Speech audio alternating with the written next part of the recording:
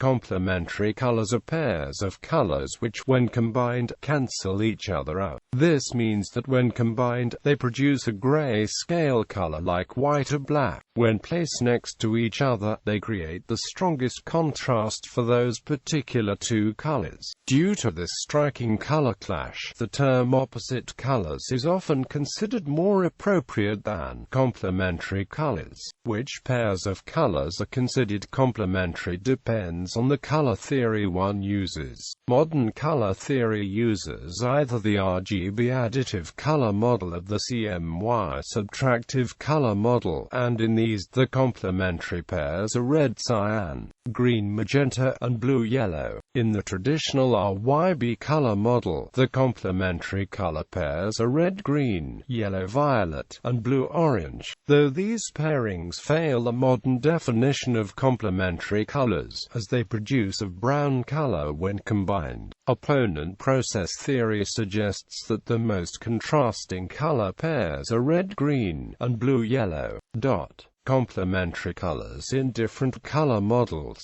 Traditional color model. On the traditional color wheel developed in the 18th century, used by Claude Monet and Vincent van Gogh and other painters, and still used by many artists today, the primary colors were considered to be red, yellow, and blue, and the primary-secondary complementary pairs are red-green, orange-blue, and yellow-violet. In the traditional model, a complementary color pair is made up of a primary color and a secondary color. For example, yellow is a primary color, and painters can make violet by mixing of red and blue, so when yellow and violet paint are mixed, all three primary colors are present.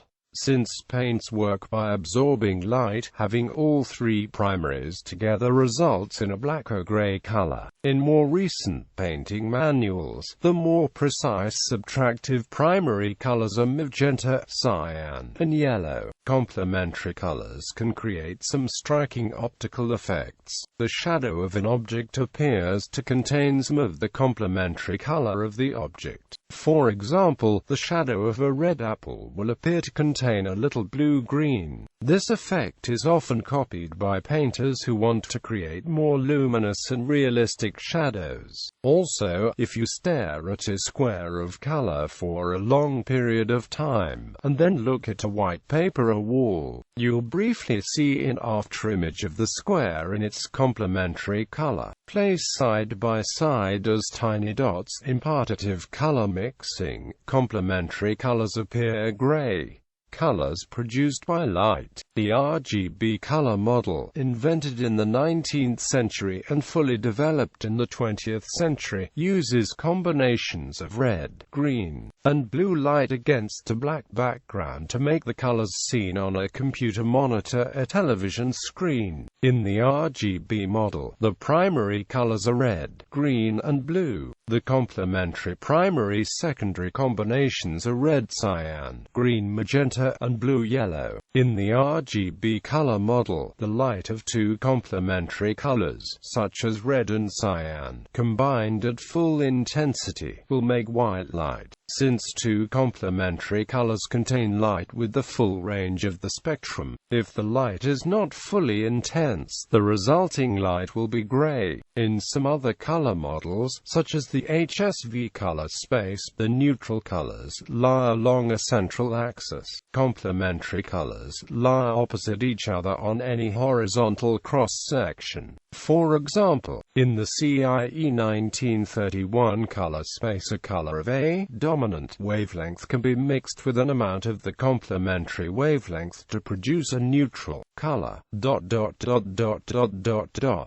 Color printing. Color printing, like painting, also uses subtractive colors, but the complementary colors are different from those used in painting, because they mask light. As a result, the same logic applies as to colors produced by light. Color printing uses the CMYK color model, making colors by overprinting cyan, magenta, yellow, and black ink. In printing, the most common complementary colors are magenta green, yellow blue, and cyan red. In terms of complementary opposite colors, this model gives exactly the same result as using the RGB model. Black is added when needed to make the colors darker. In history and art, in color theory, the effect that colors have upon each other had been noted since antiquity. In his essay on colors, Aristotle observed that when light falls upon another color, then, as a result of this new combination, it takes on another nuance of color. St. Thomas Aquinas had written that purple looked different next to white than it did next to black, and that gold looked more striking against blue than it did against white. The Italian Renaissance architect and writer Leon Battista Alberti observed that there was harmony between certain colors, such as red, green, and red-blue, and Leonardo da Vinci observed that the finest harmonies were those between colors exactly opposed. But no one had a convincing scientific explanation why that was so until the 18th century. In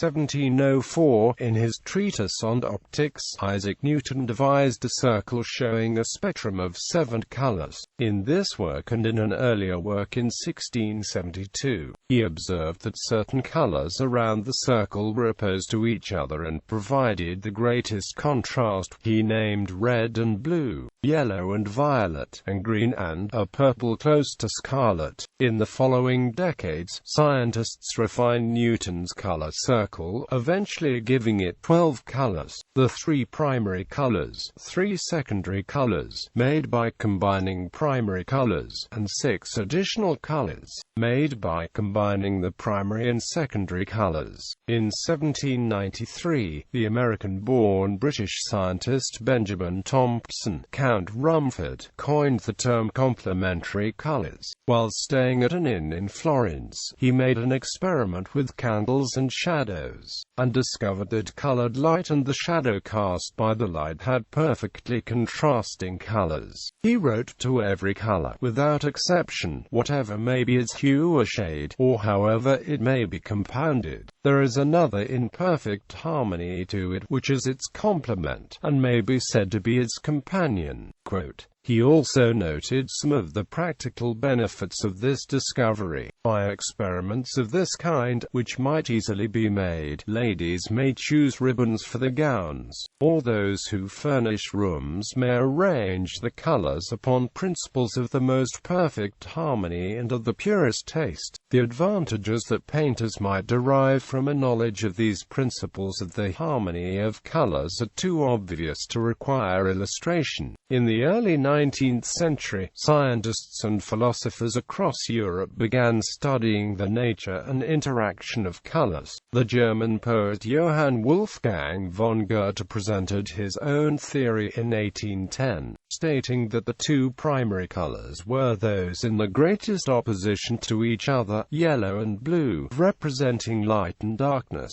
He wrote that, yellow is a light which has been dampened by darkness, blue is a darkness weakened by light. Out of the opposition of blue and yellow, through process called Steigerung or augmentation, a 3rd color, red, was born. Goethe also proposed several sets of complementary colors which demanded each other. According to Goethe, yellow demands violet, orange blue, purple green, and vice versa. Goethe's ideas were highly personal and often disagreed with other scientific research, but they were highly popular and influenced some important artists, including J.M.W. Turner. At about the same time that Goethe was publishing his theory, a British physicist, doctor and Egyptologist, Thomas Young, showed by experiments that it was not necessarily to use all the colors of spectrum to create white light. It could be done by combining the light of just 3 colors, red, orange, green, and blue. This discovery was the foundation of additive colors, and of the RGB color model. He showed that it was possible to create magenta by combining red and blue light, to create yellow by mixing red and green light, and to create cyan or blue-green, by mixing green and blue. He also found that it was possible to create virtually any other color by modifying the intensity of these colors.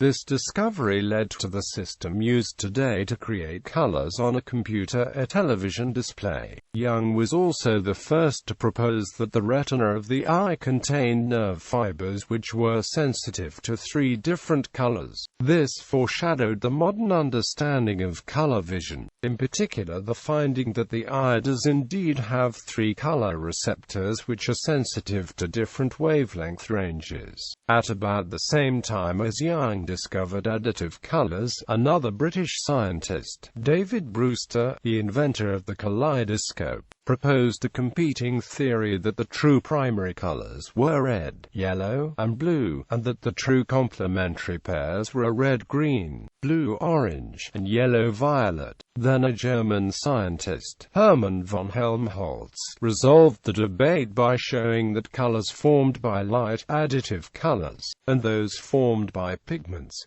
subtractive colors, did in fact operate by different rules, and had different primary and complementary colors. Other scientists looked more closely at the use of complementary colors. In 1828, the French chemist Eugène Chevreul, making a study of the manufacture of Gobelin tapestries to make the colors brighter, demonstrated scientifically that the arrangement of complementary colors is superior to any other harmony of contrasts. His 1839 book on the subject, De la loi du contraste simultané des couleurs et de l'assortiment des objets colors, showing how complementary colors be used in everything from textiles to gardens, was widely read in Germany, France and England, and made complementary colors a popular concept. The use of complementary colors was further publicized by the French art critic Charles Blanc in his book Grammaire des arts et du dessin, and later, by the American color theorist Ogden Rood in his book Modern Chromatics.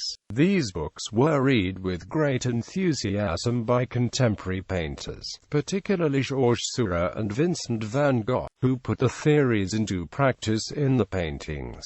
In art, in 1872, Claude Monet painted Impression, Sunrise, a tiny orange sun and some orange light reflected on the clouds and water in the center of a hazy blue landscape. This painting, with its striking use of the complementary colors orange and blue, gave its name to the Impressionist movement. Monet was familiar with the science of complementary colors, and used them with enthusiasm. He wrote in 1888, "Color makes its impact from contrasts rather than from its inherent qualities. The primary colors seem more brilliant when they are in contrast with the complementary colors." Orange and blue became an important combination for all the Impressionist painters. They all had studied the recent books on color theory, and they know that orange placed next to blue made both colors much brighter. Auguste Renoir painted boats with stripes of chrome orange paint straight from the tube. Paul Cézanne used orange made of touches of yellow, red and ochre against a blue background. Vincent van Gogh was especially known for using this technique. He created his own oranges with mixtures of yellow, ochre and red, and placed them next to slashes of sienna red and bottle green, and below a sky of turbulent blue and violet. He also put an orange moon and stars in a cobalt blue sky. He wrote to his brother Theo of searching for oppositions of blue with orange, of red with green, of yellow with violet, searching for broken colors and neutral colors to harmonize the brutality of extremes, trying to make the colors intense, and not a harmony of grays.